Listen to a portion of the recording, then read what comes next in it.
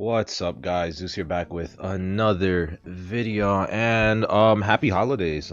3 days up until the new year. I can't believe it. The 2024 year is coming to an end already. It feels like yesterday, the year started. I know we all feel like that, but it's kind of crazy to think of how fast this year has passed, and we're already gonna enter 2025. It's like, wow. You really think you have a lot of time, and then before you know it, it's like, holy shit, like, it's already almost done. Ain't it something crazy? But as you can tell by the title of this video, this is gonna be more of a chill video. This is going to be my end of year Q&A. I haven't done a Q&A video in a while, and I made this community post like now 2 weeks ago, and I've kind of been delaying the video with the GSL meetup and COA shit, blah blah blah blah blah.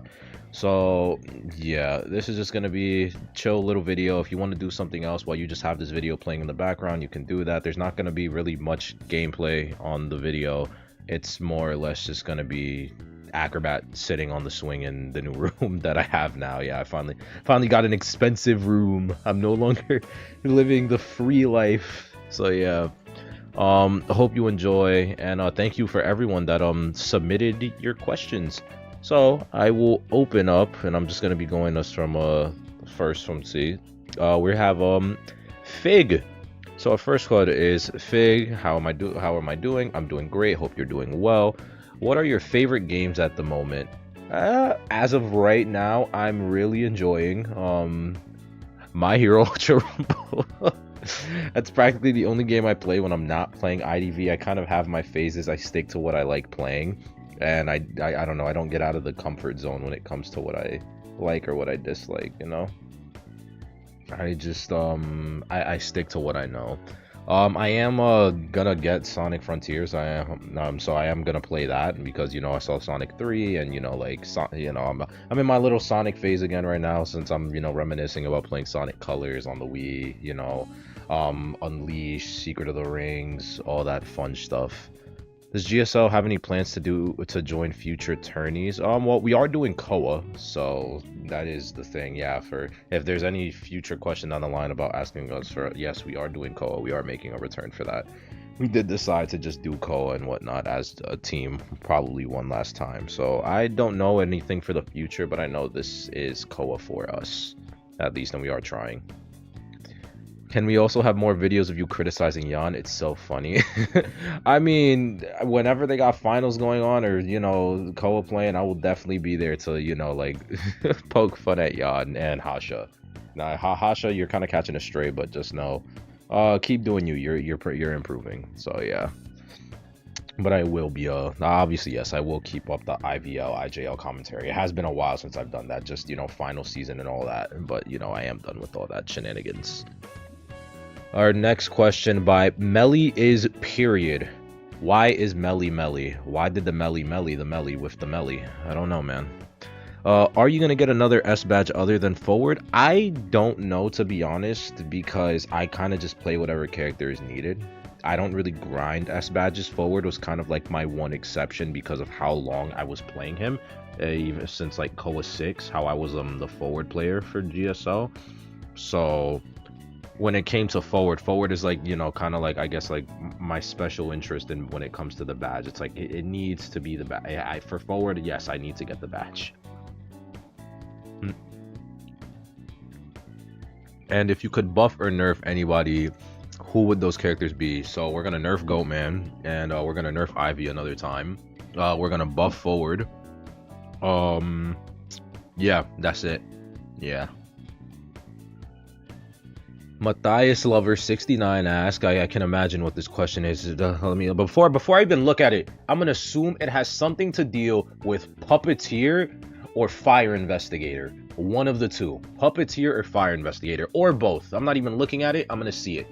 And editing me will see if I get this right, or me will know when I actually read it. And it says, what is your favorite thing about Matthias Serzinen? Caught your ass. I really hope I didn't butcher that last name. And Patricia Dorval. Oh, no Fire Investigator. Okay. So my favorite thing about Matthias is the fact that he's actually decent in the meta. He's good against Anne, he's good against Opera, good against Ivy, good against Goatman. So yeah, that's my favorite thing about him. My favorite thing about Enchantress is that she's one of the few melanated characters in this game. And you know, from a brother to a sister, you know, gotta support, can't hate. I may not like her in a comp aspect, but melanin to melanin, gotta support, you know how it is. Next question by MELU6305 asking, with the Orihime profile picture at that based 1000-year Blood War Orihime, by the way, peep game, elite ball knowledge, asking, how is it being an IDV content creator?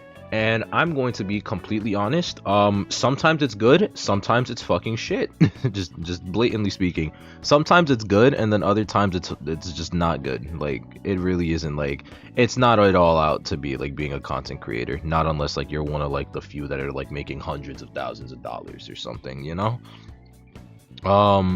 It's not bad because, you know, obviously I enjoy being a content creator. I enjoy helping people get better, and I enjoy creating a more positive space. And, you know, maybe this is just going to be me going on a little tangent and there, because people have tried saying that, you know, I don't actually care about making a positive space.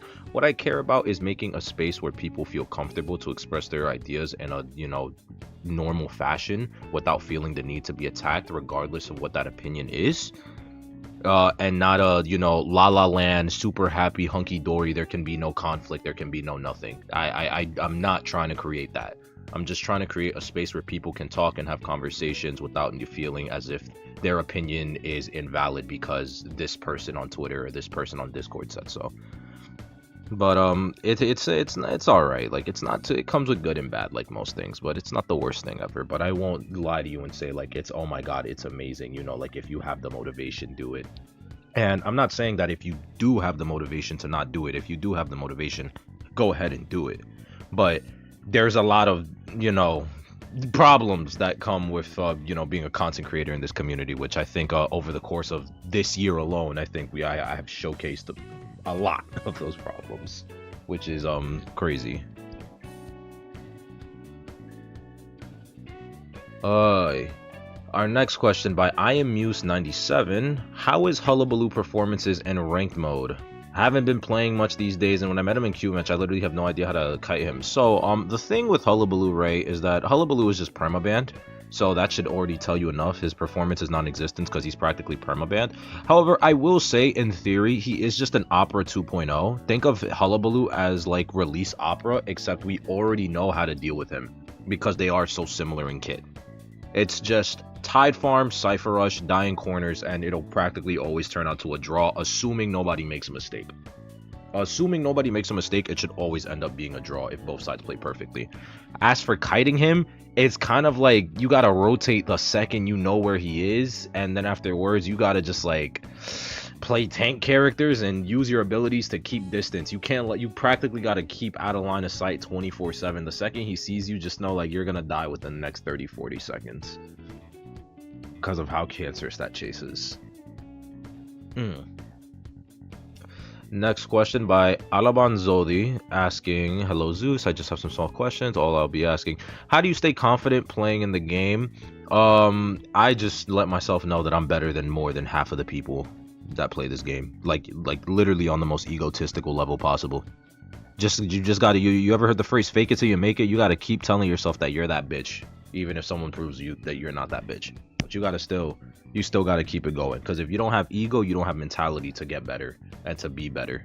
You know, you gotta have some sort of ego. Now obviously that doesn't mean that now when you make a mistake you have your head in your ass and you're like, no, I did it perfectly. Like, parts of improvement is tricking yourself into that you are the best and that you can become the best. Eating cake, sorry. I know you probably said this, but is Surv Norton at least still at least meta? Yeah, he is. Survivor Prospector is still meta, and it's just because Ivy exists and he does so well against Ivy. And like, he's kind of like the only semi-decent harasser in the meta because he can still Cypher Rush well and harass well. just crazy because you know how I feel about harassment nowadays. It's a dead game. Like there's no point in actually playing harassers practically nowadays. Best kiting build for a majority of the maps. If you possibly can, could you show what to run other than the main ones? I would say it's just kiting builds are kind of just a personal preference, although I would say the general rule of thumb is just I would say nowadays Flywheel has more value in this meta just because Goman exists, Ivy exists, now Hullabaloo exists. Like these hunters that like could get crucified by Flywheel just gives you so much more value compared to Windows nowadays. But there's also why, you know, the Sui build variation ends. I can't do a I guess I could do like that in a separate video, just like based on how many windows and powers there are, what's the ideal kiting build, but it is also just hunter dependent. So I would just say for that, it's just, you know, your personal preference, just straight up. Next one, Venti13 says cosplay Naiad. So when I'm paid off my semester, I'll open up with the Naiad cosplay. Yeah, I did promise that like 7 months ago, and I have yet to do it. Yeah. I hate being an adult sometimes with responsibility. If someone can like find me like some cheap ass like $10-$20 cosplay or some shit and like just DM it to me on Discord or some shit, or like DM it to me on Twitter or whatever the fuck, just send me that shit, as long as it's not like crazy expensive, because I'm gonna be straight up, I'm not gonna drop like $100 on a cosplay that I'm never gonna touch again. But if it's like a $20 cheap cosplay, I will literally not give a fuck. It's just $20. So yeah, I will be searching for that. I will check like, you know, Temu and all that other shit. Who knows, maybe they got some shit on the TikTok shop. But yeah, that will be coming up. Sanrio, I'm gonna I think we know what the last 3 letters are, but I'm not gonna say them. Lee asking least favorite survivor and hunter. My least favorite survivor is Mind's Eye for obvious reasons. And my least favorite hunter is probably Goatman, because you just can't play the game with him. You just don't get to play the game. Next up is Zagrilla asked, do you know why Mind's Eye got played in IVL? Like, do you think it was out of joke, or do you think they know something that we don't? Mind's Eye has in the course of the year gotten played in IVL a grand total of 2 times, and I can only think it's because of either meme pick or because it was hospital. So you know hospital in both matches, you know, Mind's Eye round 4 hospital, you know. So theoretically speaking, like if we're trying to think of this like logically and we're trying to give them the benefit of the doubt, they could have played Mind's Eye because, you know, oh, she spawns hospital, she has cane, she can rotate, loop in hospital, blah blah blah blah blah. But it obviously does just seem more of like a haha funny joke pick that we can just pick because we already know we won and we only need like a 1 man to win. So yeah. Next up, we got Folk Aragor asking, who is the weakest hunter / survivor in the game, and how would you buff them to make them relevant? So the weakest hunter in the game, in my opinion, is Jack the Zovripa. How I would buff him is I would maybe just give him back Fog Zone. I'm gonna be honest, like just focus up on the chase, give him back Fog Zone or something, and that's it. Or maybe you could give him something like a built-in warp, I guess, with the fog. Make some gimmick with like he can set up 2 fog zones, and then after that he can just go through them back and forth with like a grand total of 2 times, literally just like warp itself, except he has his own separate one.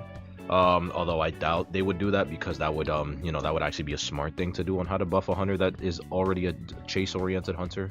So yeah.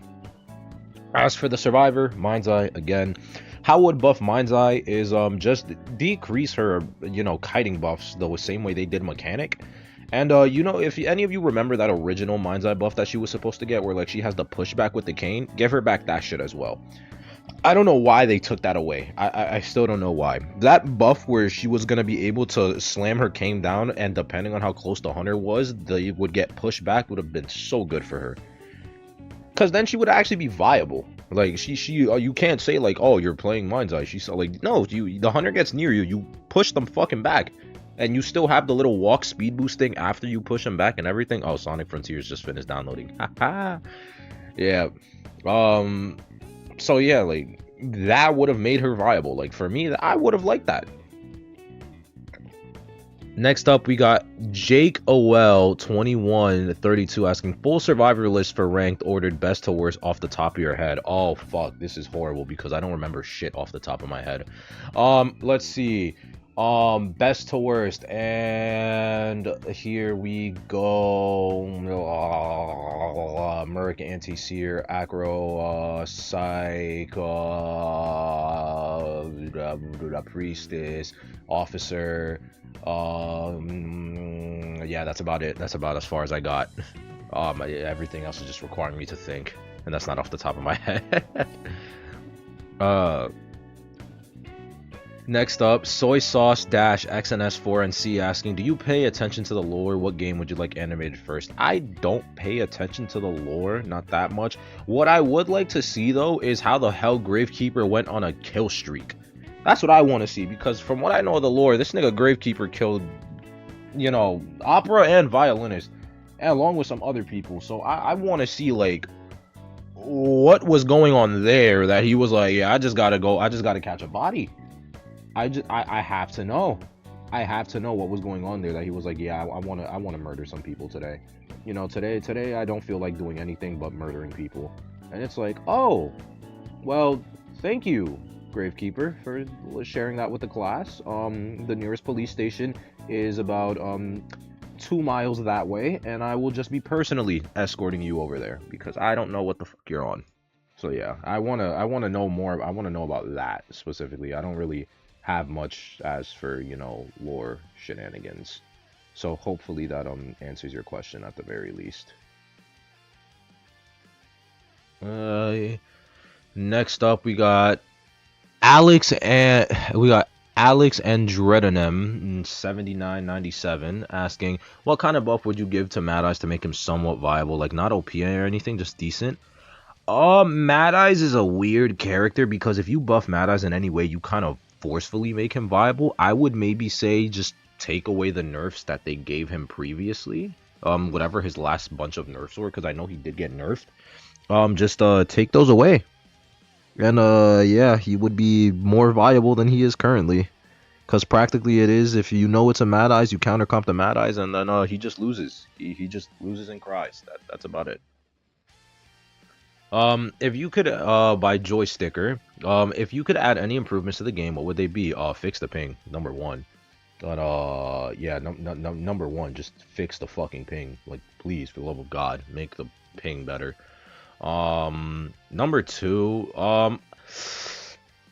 this would just get into game balancing, but I would adjust a lot of characters. Like, both on the survivors and the hunter end. Like, a lot of characters would get buffed, nerfed, all this extra bullshit. But that's a video for another day. Next up, Maxi_car asking, what characters can you not absolutely cannot stand playing as / against? So characters I cannot stand playing as are practically any survivors that aren't meta, especially in ranked. As for playing against, I can't stand Wax Artist. I can't stand Ivy, not at full presence. Can't stand Goatman. Can't stand Hermit. Can't stand Photo. Yeah, I just hate characters whose entire thing is just you're not allowed to play the game. No, characters whose thing is just you just get hit by this and then there's no counterplay to that. So, you know, the stunning characters, or, you know, Photo with his like, haha, I just down you. Characters that just say you can't play the game, I don't like it. Like, Opera Singer, you know, I can play the game against an opera. You know, she doesn't have any annoying gimmick that, like, prevents me from transitioning. She's stupidly fast, and it's an inconvenience. It can be, you know, a bother, but I would rather stupidly fucking fast than, just you can't play the game anymore. Next up, Sparkly Twinkle Toes asking, how do you think they could rework or buff journalists to be more tourney viable? Just let her swap through all her clones back and forth. I would literally, like, give her the ability to just swap through her clones back and forth, whether she wants to use them as a rescue or a kite clone. And, maybe even make the clones rechargeable instead. You make it like prospector magnets, where she just charges up the cameras, because, you know, it is a camera at the end of the day. So, you know, the camera, she has to, like, it takes time for her to, like, enter the film and whatnot for the camera, because it is an old-ass camera. And then it just recharges over time, so she always has a clone, and she always has a rescue to clone to use. I think that would make her very good. Next question up by Fio, or by Fiogre. asking, do you think Dreamwitch will make a comeback into the meta? And my answer to that is no. Dreamwitch has reached a point to where everyone and their mother knows how to handle her, and at this point she is just a knowledge check hunter for the survivors. If you are doing what you need to do as a survivor, then a Dreamwitch will not pose struggle to you. If you are doing what you need to do in a 4-man coordinated team, like at all times, assuming no mistakes happen, no mishaps, everyone's doing as ciphers accordingly, a Dreamwitch will struggle. Now, Dreamwitch played at, the best possible level could still, fundamentally get a draw because, trait spam and being able to, like, have, like, 5 different fucking things on the field is inherently broken. But it's the matter of just, team coordination. If the team is coordinated, she will struggle. And that's not even coming into account with the survivors that exist nowadays that just power creep her at times. Shit like Psychologist, shit like Barmaid, which she already struggled with. Now we have shit like Fire Investigator, Puppeteer. We have Knight as well. Like, characters like that can shut her down immediately. And all she is really just an M1 character with abilities. Will you ever do an essence tier list? I was never planning on it, but now that you mention it, I could do it. I could do an essence tier list. Ranking every essence from season 1 until season 35. Yeah, I could do that. Next question up by Farhan. Oh, I didn't even read out your name. Sorry. Yeah, that question, by the way, was by COC Soul. So yeah, sorry, I didn't read out your name there. Next question by Farhan D9R asking, are you going to try and being a Cowboy main? The answer is no. I suck at Cowboy. I have never been able to play Cowboy, like, at all. Like, just never happened. I tried playing him back then, didn't work out. I tried playing him now, didn't work out. Me and Cowboy, we just do not click for whatever reason. It's just fundamentally, it's just not there. And that's just something like I've accepted. Next question by Keyful asking, what survivor/hunters are underrated and overrated in terms of the place in the meta, in your opinion? I want to say right now, I think Knight is heavily overrated. I'm gonna be honest, and he's not even like tourney legal yet, but I think Knight is heavily overrated simply because of the fact that I think people are focusing too much on the what if he hits this, if he does, and not on the aspect of, like, there's a good chance it just might not happen with the predictions. And, again, I've given Knight a shot. I will say Knight is way more consistent than one's think, but being more consistently inconsistent is still inconsistent, Being more consistent at being less inconsistent is still inconsistent, So it's like, for me, I think Knight is heavily overrated even nowadays. Like, I'm gonna be honest, I don't see why even in rank hunters are banning Knight. I'm gonna be so serious. Like, I just don't see it. I don't know. I genuinely just don't see it. Like, I know he has his usability against, like, Goatman and whatnot, but, like, against an Ivy, against an Opera, like, against a Hullabaloo, he can get worked, and it's like, well, what do you do then? Like, as for hunters that's overrated in terms of the place in the meta, I don't think there's any hunter I would say is overrated. I'm gonna be honest, unless somebody is trying to argue that, like, Blood Queen can still be used in this day and age of the meta or some shit, then, like, I don't think any hunter is overrated in this meta. I think the hunters that we've been seeing are just, like, the ones that, like, they work. So, the standard Ivy, Opera, Nightwatch, and etc. Next question up by Saw Bathroom. How do you get into making content creation when you don't have a proper setup? I've been wanting to make small IDV videos, but I don't have a PC. So beforehand, when I didn't have my laptop, I was just recording on my phone.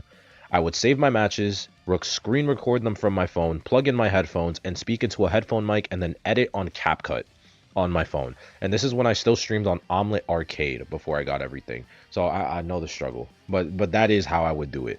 Screen record, edit on CapCut, speak into do voiceover commentary if I want, or text commentary on CapCut. Export the video. I would make the thumbnails on, like, an app called Polish or the CapCut photo editor.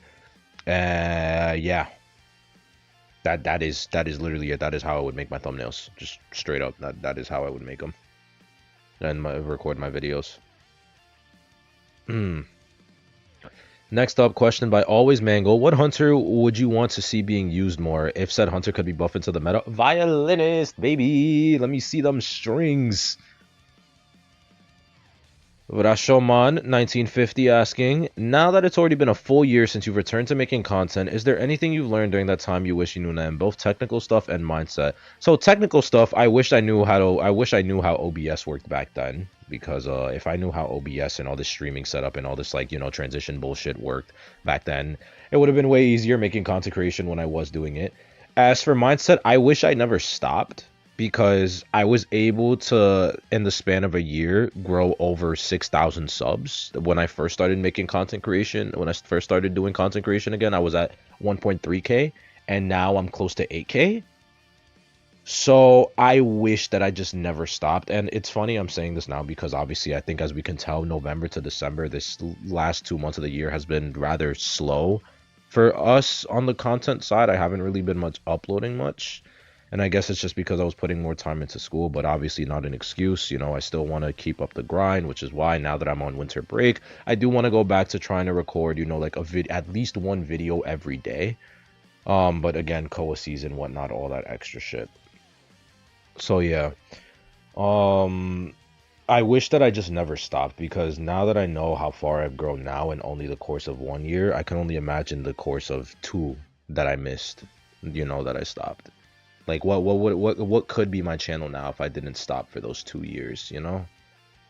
Like, it's you know, it's kind of crazy, but, you know, there's no point in you know, thinking about what I could have, what, you know, the woulda, coulda, shoulda. Just got to keep on looking forward now.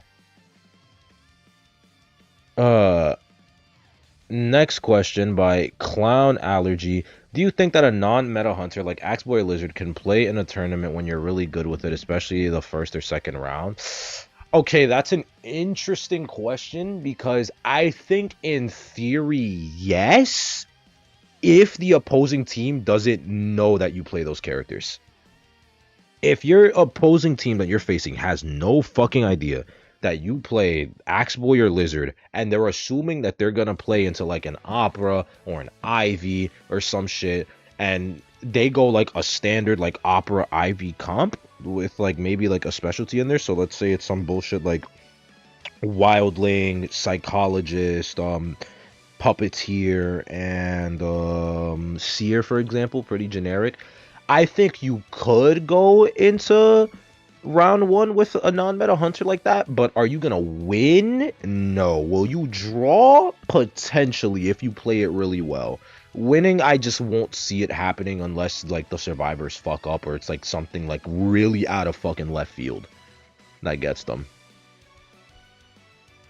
Next up, River the Crybaby 9448 asking, how would you recommend becoming a comp player? Where should one start? I would say just start by joining local tournaments with like random teams. Like, I'm gonna be honest, like the way I started my comp journey was I was just a part of a team beforehand, and I would sign us up for like tournaments and whatnot. We signed up for tourneys, we got into it, I got into it, and then eventually I started team hopping.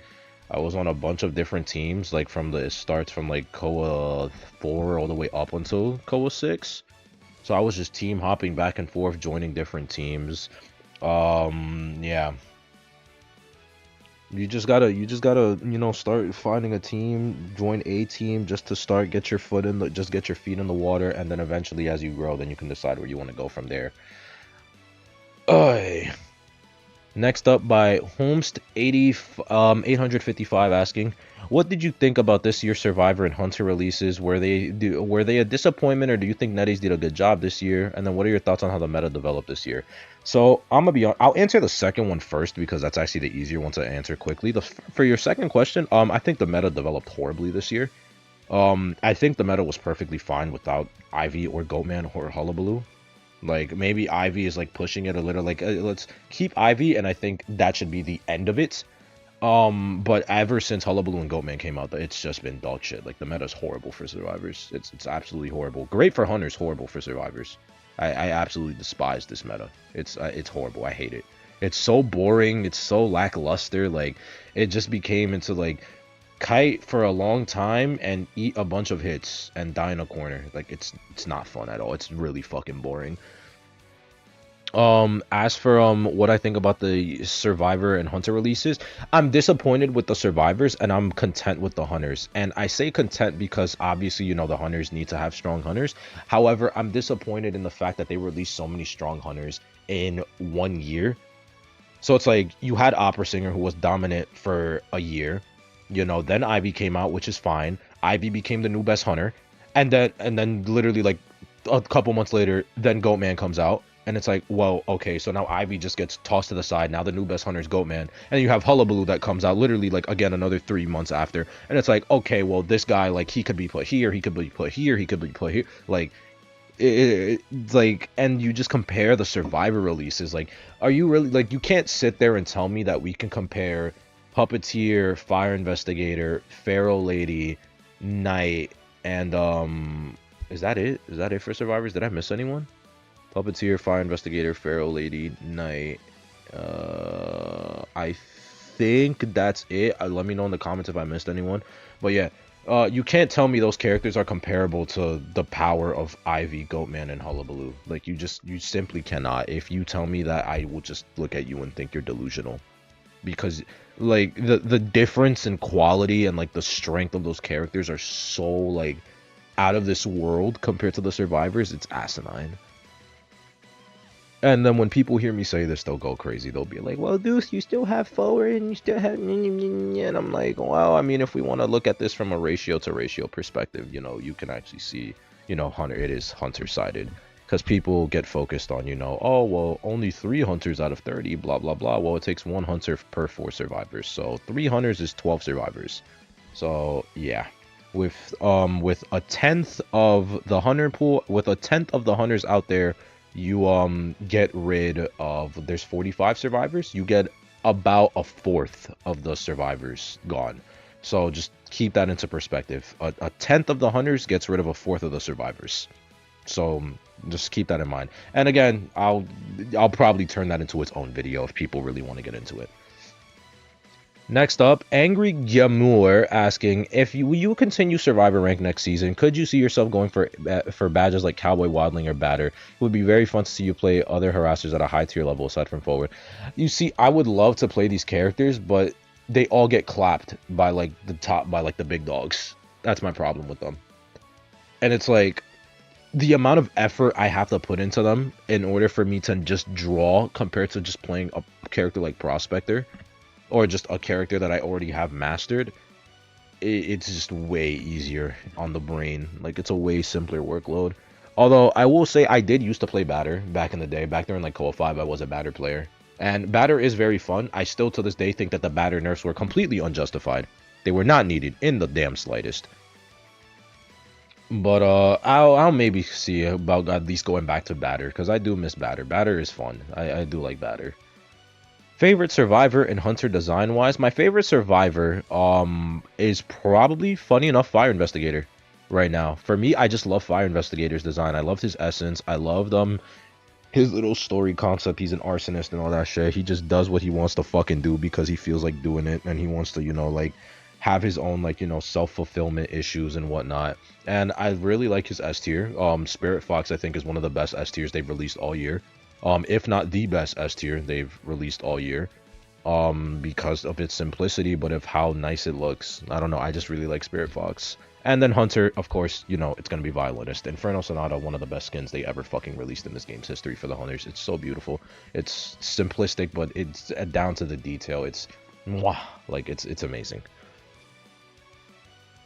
Next up, we have Avela77 saying, hi Zeus, what do you like doing outside of playing IDV? I like going to the gym and spending time with my wife. Any essence themes you would like to see in IDV Koa soon? And I said IDV Koa and IDV soon. I want them to go back to the Greek myth theme. I want them to go back to that. The only times we've ever seen that is with Mad Eyes' essence and with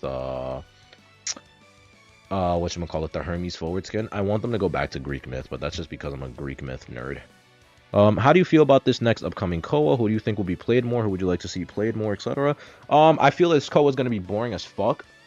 Like, I genuinely speaking, this Koa this year is going to be Goatman, Ivy, Opera, Hullabaloo, and if you see anything else, it's because they just want to be a jackass and get, like, you know, like, all style points because they're playing a different character. It's gonna be boring as shit. Who do you think will be played more? Goatman and Hullabaloo. And then what would you like to see played? Anything else? Thoughts on Norton as a character in general? He's a chill guy. He's chilling. He likes his bread and milk. Next up by Wasazim. Hopefully I didn't get that right. I didn't get that wrong. Yeah. Saying, which survivors and hunters do you have the most fun playing / have the most fun mechanics? For hunters, I guess honestly for right now it's Opera. I enjoy playing Opera a lot. Right now, like when I'm playing like offline and I'm just doing hunter matches, I just first pick Opera now because it's like Ivy, like I like Ivy as well. Obviously, we all know I was like Ivy's #1 like fan when she came out. I loved everything about her. I loved the map pressure playstyle and everything. But I feel like for me right now it is just Opera because I like the idea of me just having to think of everything and not having it handed to me on a plate. Because I think with Ivy it's like, all right, I know that they're gonna do this, so I just send my little alien thing there, and then when full presence is up, I get a free hit. Versus Opera Singer where I have to be attentive about a lot of the stuff, especially because she's nerfed now. So, I don't know. I like characters that I have to use my brain for. Which is why I stick to, like, low-tier hunters. Like, fucking Violinist. Like, Nightmare. Like, Fool's Gold. Like, fucking, Lizard even at times. Where people have me play fucking Lizard or some shit. You know? I like characters like that. How did I discover IDV? A friend of mine from my old team introduced me to the game back in my freshman year of high school, so when I was 14. Yeah, so 6 years later, here the fuck I am now. Next up by Shirka, asking me, have I played Arknights Broadspeak? I have played Arknights, although I haven't played it in a long time. Have I played DBD before? No, I don't play DBD. I have never been interested in DBD. I've seen some kind of DBD gameplay, and for me, it just looks boring as shit. But also this is just me, maybe because I am a comp player. I like playing games that have competitive scenes. That's why I play games like Tekken. I play games like Smash. I play IDV. Like, when I play a game, it's either I want it to be a story-based game or have some kind of competitive aspect, and DBD doesn't have either. At least, so for me, DBD is like not in the picture for me. I never fucked with DBD. It just seemed boring as fuck. How did we become friends with everyone in GSL? We were brought to a team together after COA 5. Because what was it? Me, Abby, and Toxic, we were on the same team for COA 5. And then after that, we took, after like a couple months post COA 5, then afterwards, COA 6 came around, and then that's when the GSL members came together.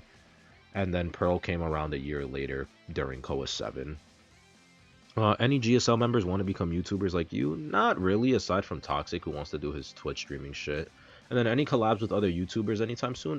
Yes, I do have some collabs actually planned for the future. So be on the lookout for those. Yeah. Next up is Necrotic Rose. What are your top 3 favorite survivors and hunters in IDV, and what are your reasons for them being in your top 3 for each faction? It could be that their meta, their design, their playstyle, etc. I just want to know the most and why. So my top 3 survivors right now are Fire Investigator, Acrobat, and Prospector. Prospector because he's a meta harasser. Acrobat, I got the Persona 5 skin, and I just I think that's enough. Fire Investigator, he's my favorite character they've released this year. I really do love Fire Investigator a lot. He's a really fun character. He's a really simple character, but he gets the job done, and I enjoy playing him a lot. For hunters, it's Ivy, Violinist, and Opera Singer. Yeah. Ivy, Violinist, and Opera Singer, those top 3. Ivy because I love map pressure. Opera because she challenges me. Violinist because it's Violinist. What's there not to love about him? Also, as a side note, I just wanted to say that I love your videos and channel so much. You and Z's are my biggest motivators when it comes to playing IDV, and I really enjoy listening to your streams and videos in the background while I draw. Oh, I'm glad. And thank you all for the support. Next up by Catsiopias, not Casio, haha, pun there with cats. We all love cats here. Hold on, taking a bite of cake real quick.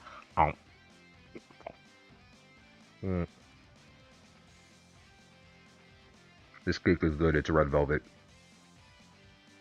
All right. How would you rework Hullabaloo to give him counterplay? Give that bitch a cooldown. Give that motherfucker a cooldown. That little fucker. That bad little circus boy. Give him a cooldown when he pops the balls on you. Yeah. That's like, I think that would be it without, you know, like killing his entire concept. Can Sui builds work in Elk and lower? I don't have a ranked team and quite honestly worry a little too much about the state of the IDP community and its toxicity to find one. I've been playing Gardener with Tide Knee-Jerk and Quitch Match and I kind of enjoy it. It can work in lower tiers, but it is obviously preferred to work better when you're in a team. So I would just say you can do it, just be careful about that and make sure you're very mindful about you specifically when it comes to build. Like if you're injured but you don't have borrowed time and you're running a Sui build, don't go for the rescue kind of thing, you know, stuff like that. How do you feel about the state characters of being released lately balance wise? I mentioned it earlier and I'll just say it again briefly. Disappointed for the survivors. You can't compare the quality of survivors to the quality of hunters that they released this year. You blatantly just cannot. You can't. Next up by Livella 7925. What has been the most challenging team you have ever gone up against? Do you ever get burnout from playing / interacting with anything IDV related? So the most challenging team I've ever gone up against is Rivals. That's the most challenging team I've ever had to face in a competitive aspect. We had to face them during IVT this year and IVT last year. So yeah, Rivals is the most challenging team we've ever faced. Do you ever get burnout from playing / interacting? I do at times, and it shows when my content you know, flow stops. There are times where I'll just go like days on end without uploading. I'll still stream, but I won't upload, because streaming is just the laziest form of content creation out there, because it's just sitting in a camera for a couple hours and doing what you do and then just stopping. So I do get burnt out at times. Yes, even I get burnt out. Next up, we got Kinari asking, when will you make a spawn selection guide? I plan on remaking the spawn selection guide all over again, but at the same time, I kind of don't want to, because it's like, it will kind of just be the same fucking video, just with, I guess, a higher quality mic or some shit, like, or maybe just more condensed. So I will want to say I am working on the Darkwood spawn selection guide. I said it on Twitter already, but I have the percentages for all the ciphers that spawn on Darkwoods already in a spreadsheet. And I will with obviously then with a run of, like, you know, a margin for error as well. So I will say on Darkwoods right now, there is one cipher in specific that only has a 10% chance to spawn every time you get on that map. So if you get that cipher, just know you are one of the unluckiest motherfuckers alive. just know that there is one cipher that has a 10% chance to spawn, and I've gotten that shit consistently. So yeah. Unluckiest motherfucker alive, bro. Next up, Two Bros Kiss. Oh wait, I didn't even get to your second question. My fault, Kinari. Thoughts on Goat Man? It's hard to nerf him because if you aren't a god with him, he's kind of a draw hunter. But for me, it's okay. He's being such a difficult character. I just hate the character. I think he should be nerfed. I think they gotta, like, they have to nerf him in some way, but they can't do these like baby nerfs without actually seeing him in like a comp level. You can't. Next up, we got Two Bros Kisser saying cosplay Naiad, it's coming. What happened that you have to specify appropriate questions? There were some people that asked last time about me and Z's dating, or, like, you know, a Santi x Zeus bullshit. So yeah, I had to specify appropriate. GSL back in town, yes. With 2024 IJL and IVL are with their picks and the Billy tier list, do you think we'll see more off meta / prize picks in Koa? No, because in Koa, niggas want to win. For the hunters, no. For the survivors, maybe. But again, in Koa, motherfuckers want to win. They want to win above all else. So for the hunters, no, absolutely not. I don't expect to see any like crazy shit. For the survivors, I do, because now this is like, if for survivors right now, it's you either win or you lose. That's it. You either win or lose. There is no draw, practically. You either win it or you lose it.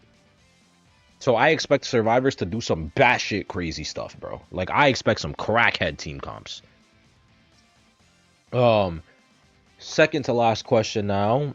We have J Dearest asking, who's your favorite IDV hunter and survivor? That would be violinist and fire investigator. Who's your least favorite hunter and survivor? That would be Photo and Mind's Eye. Do you have a reason for why you wanted to go into psychologist? I said psychology. Do you have a... God damn it, that's gonna get clipped. Fuck my life. That's gonna get clipped, bro. That's gonna get clipped. Oh my god. Do you have a reason of why you wanted to go into psychology, not psychology? Yo, Emil, if you watch this video, bro, please, I mean, no disrespect.